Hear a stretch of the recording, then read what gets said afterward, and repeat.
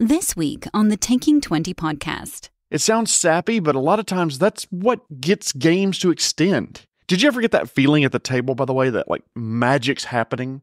Not Flavius casts a spell, but that you've got the right GM and a killer group and a world that just sucks you in. It's an adventure that's right in your wheelhouse. It's like making good chili.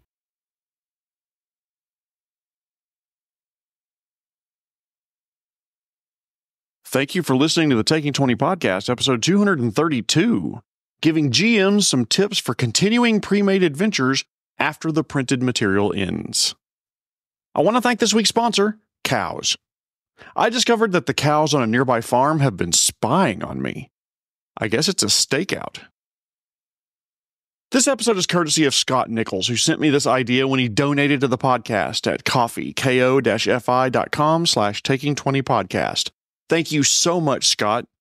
By the way, if you have any ideas for episodes, please send them my way, either feedback at taking20podcast.com, send me a direct message on social media, or be an awesome human being like Scott and donate to the podcast. Sometimes as a campaign stretches on, we grow attached to the characters we're playing. We've dreamed up this cute halfling avenging the death of one of her parents, or the elven prodigal scholar who embraced dark magic and is ashamed to return home, or the pirate who's haunted by the innocents they killed so long ago. We players love our characters and may not be ready to let them go yet. Or maybe there's more adventure to be had, tales to be told, treasure to be won in this world.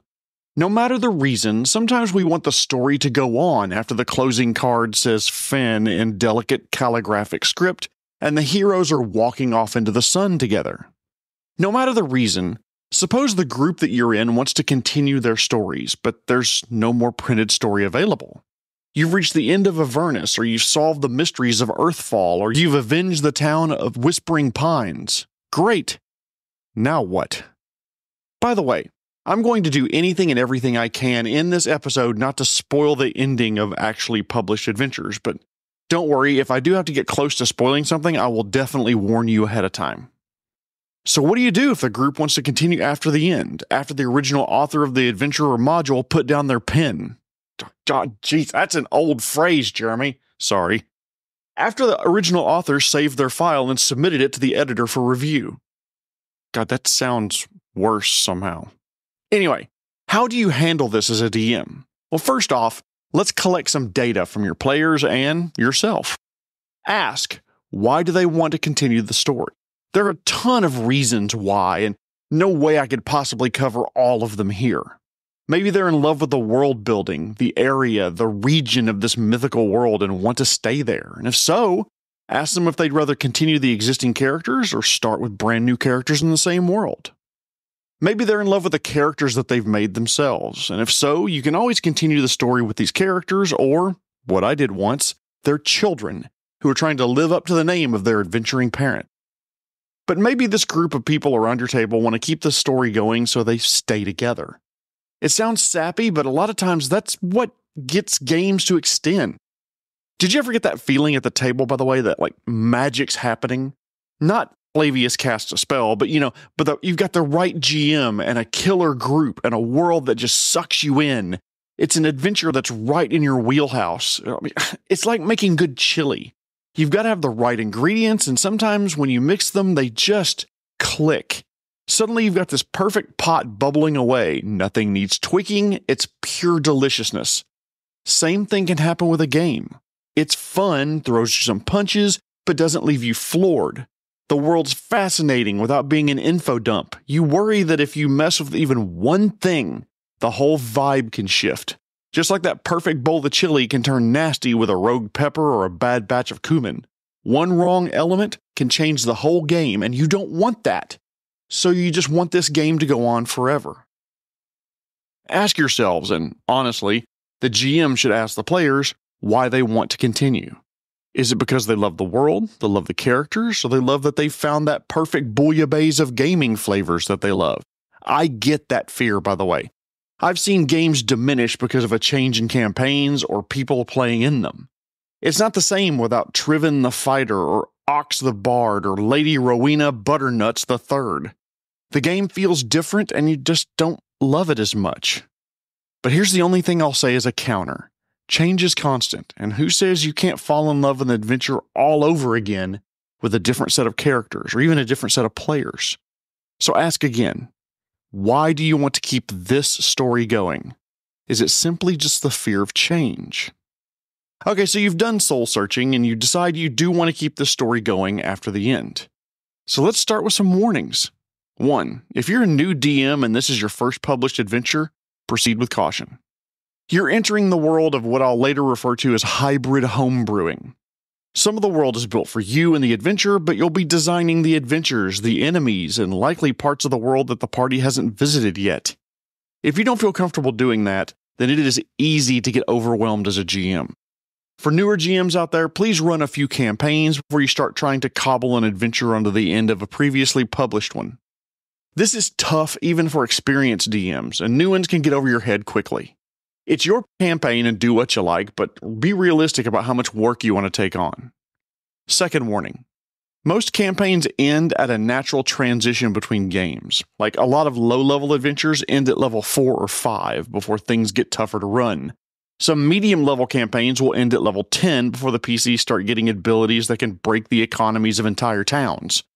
And a lot of higher-level campaigns end at level 15 before the PCs get abilities that can shape the fate of the world. As your campaign progresses to higher and higher levels, they become harder and harder to keep balanced. There's a reason we recommend DMs, especially new ones, stick to lower-level adventures when they start. Adding more adventures after the end will drive the characters to higher and higher levels, which are harder and harder to run. So by their very nature of having more powerful characters, the games won't be the same. Okay, alright, I'm sorry, enough warnings. If you're committed despite these potential issues, here are some tips on how you can continue that printed adventure above the max level after the end and lead it off into the horizon. 1. The first thing you'll have to figure out is where to take the adventure. What is left for the PCs to do and accomplish? One of the ways you can collect that list of things for them to do is to look for loose threads in the story. What do I mean? Things like baddies who escaped, that lieutenant of the big bad that was never seen by the PCs for whatever reason and survived the final push to the boss. Does that lieutenant try to rebuild the empire of the criminal organization under new leadership? Chances are if they do, they'll learn what the PCs did to take down their boss the first time and hopefully will be better prepared. Of course, if you do resurrect the organization with a lieutenant, remember your PCs will be higher level and that lieutenant will eventually have to be tougher than the big bad since the PCs now need a tougher challenge. You may have to answer why that lieutenant wasn't the big bad in the first place. If the Hobgoblin boss was, CR-15 and the surviving human lieutenant in the org who takes it over becomes a CR-18 encounter, how? Why didn't that lieutenant kill their way to the top before? Other threads you can use that continue the story would be aspects of the adventure that weren't addressed before the end. Maybe your group was meticulous at first, but as you got closer and closer to the end, they stopped taking a lot of side quests and doing anything optional. Those abandoned portions of the adventure can be picked up and used to continue telling the story. Another place you can find loose threads are tales that weren't fully told, rivals that weren't fully dealt with, people who needed help that the adventure writer didn't provide a method for the PCs to assist. Now is your chance to add that to the adventure and keep it going. Tip number 2. There's a term I used earlier called hybrid homebrewing. Now, what the heck do I mean by that? It means that you will be reusing parts of the published adventure and inventing new parts to connect to it. So what parts of the adventure can you continue to use? Taking an inventory of what could still be used to continue the adventure will be critical to determine what you can use if you're going to start designing from scratch. You can reuse some of the maps of towns and regions? Sure, absolutely. Are there NPCs that you can reuse and have them still be part of the character's story? Will you be continuing the adventure themes and general feel, like it's horror, it's a sandbox, it's resource management, etc., or are you going to change it entirely? You don't have to reuse anything, but you certainly can. The aspect of the adventure I'll caution you about reusing are dungeons and or tactical maps. Chances are the players have likely already been there and done that. Reusing a dungeon may make the players feel like they're being cheated. We've already been over to the Everflame dungeon, why the hell are we back? Oh, it's suddenly restocked again? Okay. That said, if there's a dungeon they never went to, oh, that's a gift for you. Stock it with different and tougher monsters, New content, new purpose, new treasure, and reuse that thing. So, you may have to design or find dungeons appropriate for the new PC's levels and attach it to the adventure somehow. It's not difficult once you do it a few times, but it'll still need to be done. Tip number 3. Chances are you won't be the first GM to continue this adventure, especially if it's a popular one. Use your search engine of choice to look for discussions on forums, social media, Discord, or websites by DMs who have continued this adventure past the end. Look for those, and if you're not publishing your game for profit, borrow, steal their ideas to continue your game. Tip number 4. You can use a pre-printed module as a continuation of the previous pre-printed module. That said, you'll need to find a way to connect the new printed adventure to the old one, and a new adventure would likely need to be appropriate level or at least very close, or possibly adjusted by you on the fly or ahead of time. As an example, Dungeons & Dragons Essentials comes with a 64-page adventure, Dragons of Icespire Peak. Wizards of the Coast later published a follow-up series of 3 adventures collectively called Beyond the Dragon of Icespire Peak that were available through D&D Beyond, and also subsequently for various tabletop platforms that you may be using. Those were Stormlord's Wrath, Sleeping Dragon's Wake, and Divine Contention, I believe. Each of those could be purchased as a standalone product or could be accessed for free using QR codes within the purchase of a physical copy of the Essentials Kit. I'll provide a link down at the description in case you want to learn more about that. As another example, Waterdeep Dragon Heist easily connects to the adventure Waterdeep Dungeon of the Mad Mage. Dragon Heist is for levels 1 through 5, and the Dungeon of the Mad Mage is for levels 5 through 20. The idea, by the way, is that the party likely sided with a particular faction in Dragon Heist. The faction could send the characters on the adventure that becomes Dungeon of the Mad Mage. Neither adventure really gives a way to connect them, but hell, even if the players didn't like any of the factions in Dragon Heist, the players could easily hear about the Undermountain dungeon at the Yawning Portal Inn, and next thing you know, you're off to the Undermountain to continue adventuring. Long ago, I ran a campaign that was almost entirely stitched together from pre-printed modules. I know I'm missing a few of the names, but I connected together the modules Crypt of the Everflame, Masks of the Living God, City of Golden Death, Daughters of Fury, pulled in details from the book Belkzen Hold of the Orcs, specifically Skull Hill, to continue that part of the adventure, followed by adventures of my own making that connected fire giants who were subjugated by mind flayers, a corrupted druid, the young leader of men, and the silver dragon that loved him, an area called the Lidless Sanctum, etc., etc., etc. I customized each printed adventure, tying it to one of the 7 pieces of the Riven Regalia with adventures built around the 7 deadly sins. So you can do that. You can cobble together an adventure from multiple pre-printed modules, but it may take some planning on your part to make sure it all connects together in a cohesive story. Tip number 5.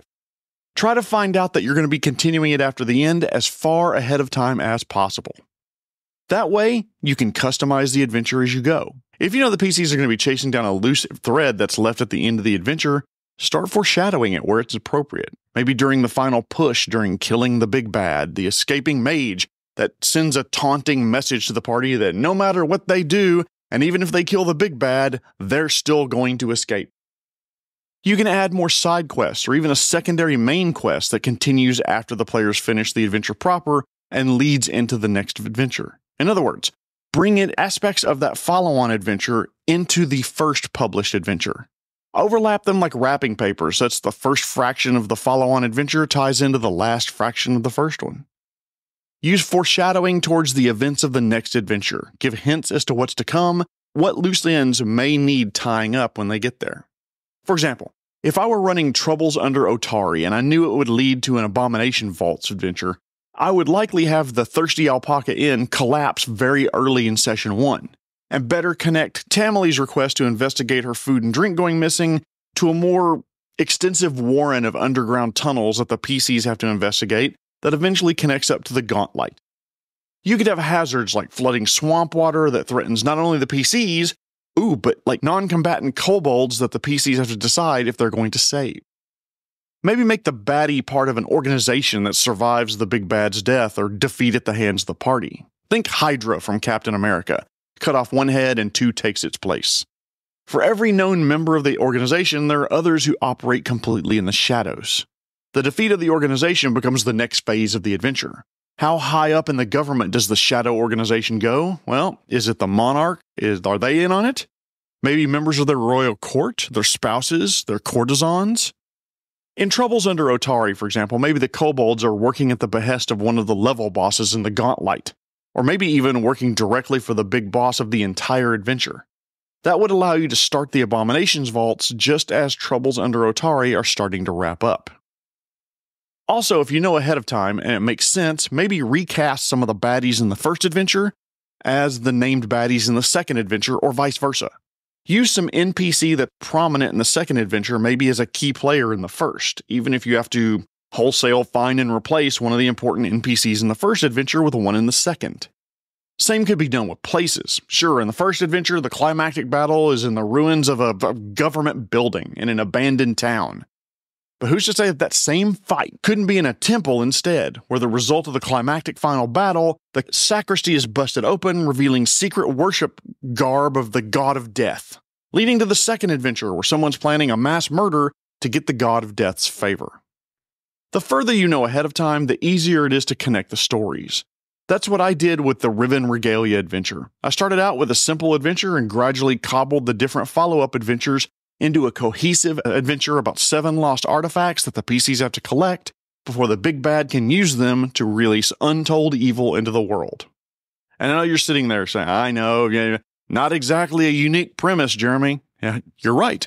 But like I say, borrow, borrow, borrow, steal, steal, steal. There's nothing wrong with reusing good adventure ideas or pre-printed modules and customizing it to make it your own.